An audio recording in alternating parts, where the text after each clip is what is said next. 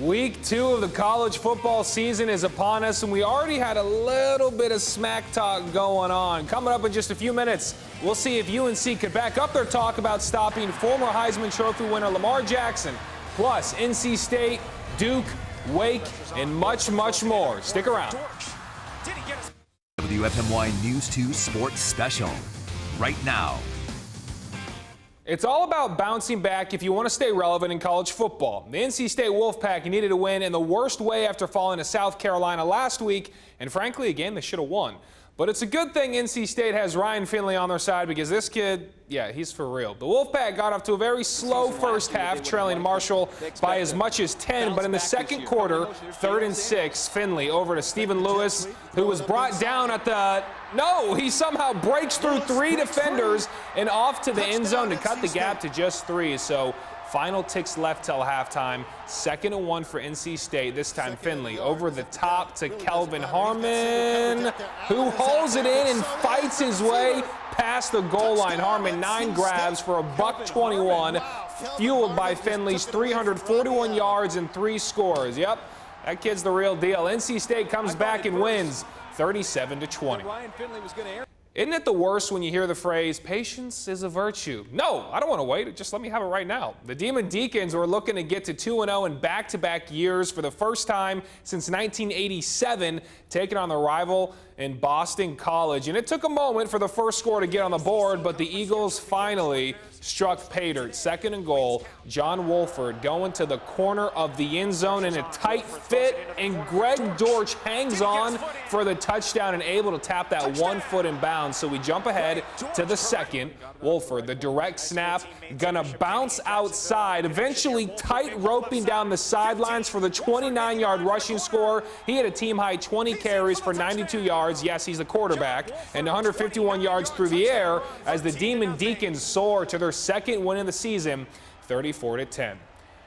He's not going to beat us. We're just going to stop anything he tries to do. Are you sure about that? That's just a glance at what UNC's Andre Smith said about facing reigning Heisman Trophy winner Lamar Jackson.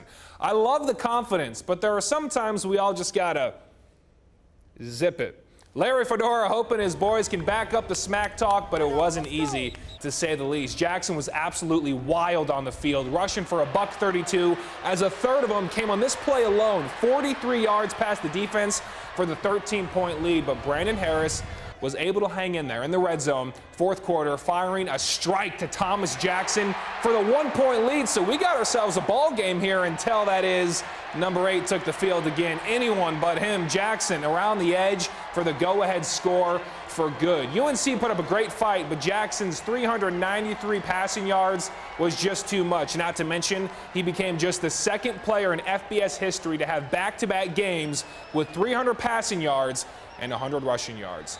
So the Tar Heels may have lost on the gridiron, but their basketball team is still winning. The team received their national championship rings at halftime, and oh boy, are they beautiful. Members from the 57, 82, 93, 2005, and 2009 national title teams were also in attendance, handing out the rings. And hey, Mr. Theo Penson, how big are those rings? Oh, it was a great day. With all these former guys coming back, show that they care about us, and happy for us. It was a big-time moment for everybody. Crazy. I mean, this thing is crazy big. So we're going to have to keep this one in the little trophy case we got at home. Have you ever been to a concert and the artist on stage yells, "Y'all are the best crowd I've ever had in my life," and everyone goes crazy? Well, I'm not sure I believe that, but it made me feel good at least. As for Duke football, head coach David Cutcliffe said this team is the deepest, most talented squad he's had at Duke yet. Do you believe it?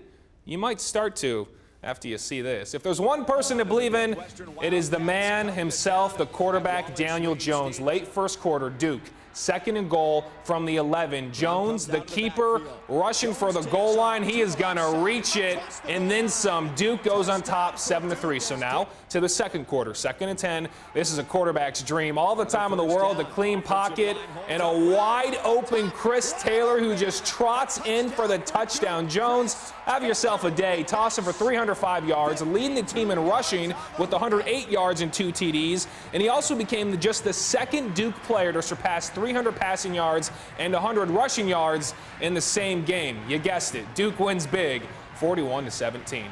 Over here in our neck of the woods, North Carolina A&T played host to Mars Hill and High Point Andrews alum Lamar Raynard off the play fake with the touch pass to Elijah Bell for the touchdown. And we had a lot of those because later Raynard airing it out, and he's going to hit former Eastern Alamance Eagle Malik Wilson for the score. The Aggies, they were all over this one as Raynard, again, to a cutting Jaquil Capel across the middle.